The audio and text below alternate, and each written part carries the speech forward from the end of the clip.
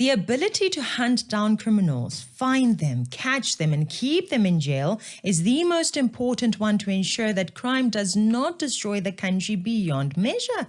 That ability to hunt down criminals is very much present in South Africa. A report by the Private Security Industry Regulatory Authority states that KwaZulu-Natal has over 15,000 registered and active private security companies, the second highest after Gauteng.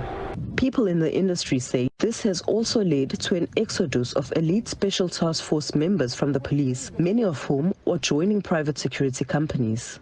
Lindani Mhlongo is one of them. He says the lack of protection from the police service is one of the reasons why so many police officers are resigning. The skills, tools, and infrastructure are right here, but there is a key ingredient missing. I know that many people feel like crime is out of hand and it will go on forever, but the fact is we have the capabilities to get the job done to the point where we live in this country safer than how we live right now. There is only one problem though. There is no political will. The politicians and the political appointees in this country are the main problem we have. They are the biggest impediment to ending crime in this country. Not only do they simply not care, but they are also too lazy to do anything for us. But they will do anything for themselves. That is the story of the state we find ourselves in under the current government. I mean, in your opinion, what will President Cyril Ramaphosa prioritize the most? His interests or your interests? In the year 2020, thieves managed to enter the Palapala farm, which belongs to our President Cyril Ramaphosa. Criminals broke into Ramaphosa's Phala wildlife farm. They discovered large sums of money. The money was hidden in various pieces of furniture. That's right, South Africa. We were all surprised to find out that our president keeps money inside couch pillows like our ancient grandmothers did. Some businessman Hazim Mustafa is said to have paid for cattle in the form of US dollars. Many issues with that, but okay. When those dollars got stolen, Cyril Ramaphosa managed to fast-track the hunt and capture the thieves. The hunt of these thieves was carried out as if it was a James Bond movie. The president is said to have been abroad at the time. After returning, he asked his head of security to probe the robbery. The president's bodyguards, as well as South Africa's retired and serving police officers, were used to investigate. Cyril Ramaphosa even contacted the Namibian president to help with the one thief that had escaped into Namibia, resulting in that criminal being apprehended. They even managed to get back a lot of the money that had been stolen. They recovered some of the stolen loot. All of them were then paid nearly $10,000 to stay silent. When your money or possessions get stolen, what do? Open a police case. Here's your case number. Now wait and hope for the best. In South Africa, it is very easy to get away with murder. Quite literally. Because did you know that the police have closed 80,000 unsolved murder cases since 2018? That's justice denied for the victims, the survivors, and their families. It accounts for 2/3 of all murder cases reported to the South African Police Service since 2018. So between 2018 and December 2023, the following total numbers of dockets were closed without result. This is according to the minister. Murder, 76,000 cases. Attempted murder, 40,000. Assault GBH, 141,000. Aggravated robbery, 256,000 cases. Rape, 61,000 cases. Sexual assault, 5,000. Kidnapping, 9,114. No matter what happens in your case, always know that the ability to hunt down criminals is very much present in South Africa. There is only one problem: no political will. But that political will quickly comes up when the interests of the comrades and the associates are in the mix. Palapala was sadly not an isolated event. We have seen this kind of behavior in our president before the dollars in the couch incident. He tends to act with no regard for the rule of law. He has been known to not care about the people that might suffer due to the actions taken. When it comes to his interests, he will get the job done at any cost. There may be collateral damage, people may get hurt, his reputation may be on the line, but his wishes will come true. He did the same thing when it came to the Marikana incident, did he not? Being a man who came from being a trade union member, one would expect him to be someone who would have stood up for the protesting miners. I mean, since they are all about worker this and worker that, you know. But guess what? Cyril Ramaphosa definitely did not care about the workers. As a non-executive director of Lonmin, he could have made sure that he intervened in a way that could have calmed down the protests. But no, in one of the emails he wrote to Lonmin's chief commercial director, the minister and indeed all government officials need to understand that we are essentially dealing with a criminal act. In another email, Cyril Ramaphosa said the terrible events that have unfolded cannot be described as a labor dispute. They are plainly, dastardly criminal and must be characterized as such. Are these the words of the same Cyril Ramaphosa who was once a union leader, who represents the workers?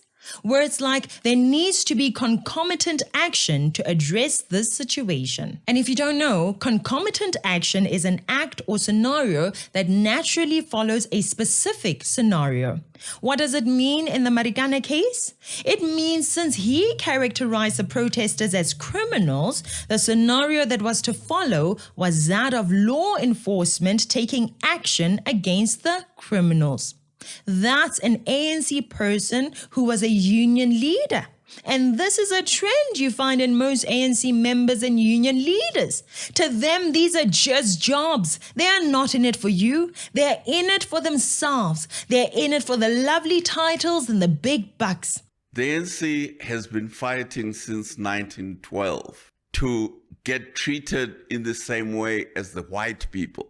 That's really what the ANC has been fighting for. Now, after many decades, it eventually succeeds to become the government of the country. How do you become like the white people? The only way you become like the white people is to live like the white people. For them to now be like, to have the same standard of living and the same lifestyle as the white people, which is what it has been fighting for all along. That's what it interpreted as justice. What does it do? It inflates the salaries for its cadres who are in the public service. Because not all of us can be highly paid civil servants. Not all of us can get BE deals from so-called white-owned companies. So a new class amongst the Africans starts to emerge, a privileged class of the BE tycoons, which we used to call the usual suspects, like our president, who were the beneficiaries of these BE deals and became billionaires. I mean, they were actually not producing anything. They were riding on the back of the struggles of the millions of South Africans. Sure. Yeah. So they created a narrative that if I become a billionaire, somehow you benefit. Wake up, South Africa. Don't be fooled by these people calling themselves communists and think that they actually want to be on the same class as you. Imagine if Cyril Ramaphosa sent such emails to people like Home Affairs ministers regarding the problem we have with immigration.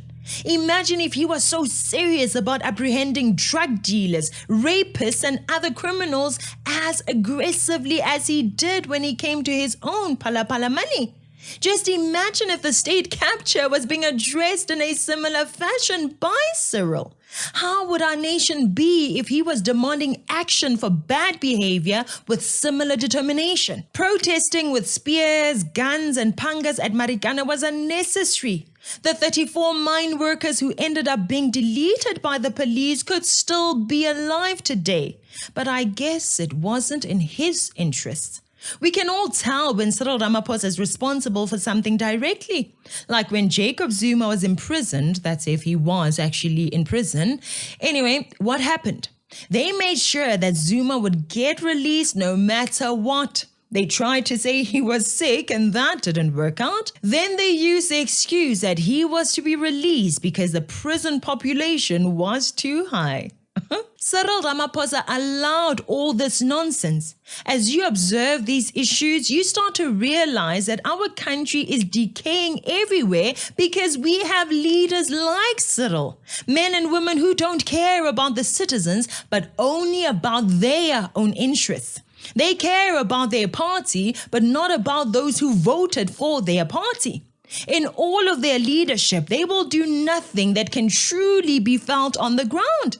They waste billions upon billions through wasteful expenditure and corruption, but the rest of us are given clinics with no doctors, a hospital with no specialists, under-policed neighborhoods full of various criminals. For justice to be served, we need to protest. We get an RDP here and there.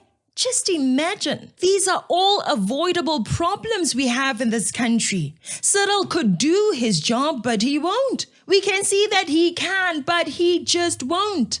Millions of illegal immigrants are driving motorcycles for delivery companies. They drive trucks and are employed in various companies, and our people look on. Many boys and girls are being essayed in schools with the perpetrators being allowed to roam free, and the leaders look on. Many poor people are subjected to unequipped hospitals, pit latrines, schools with falling roofs and floors, while money meant to resolve all these issues is being looted.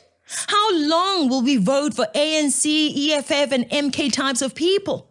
As long as you do, you will get more of the same. They work hard for themselves while failing to deliver for you and me.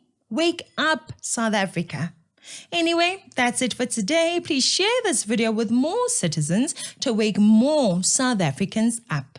Please like and subscribe and support our work through joining our membership, buying a t-shirt, or donating. Thank you so much for watching. I'm Katlego. This is Citizen Concerned, and until next time, beware of the comrades.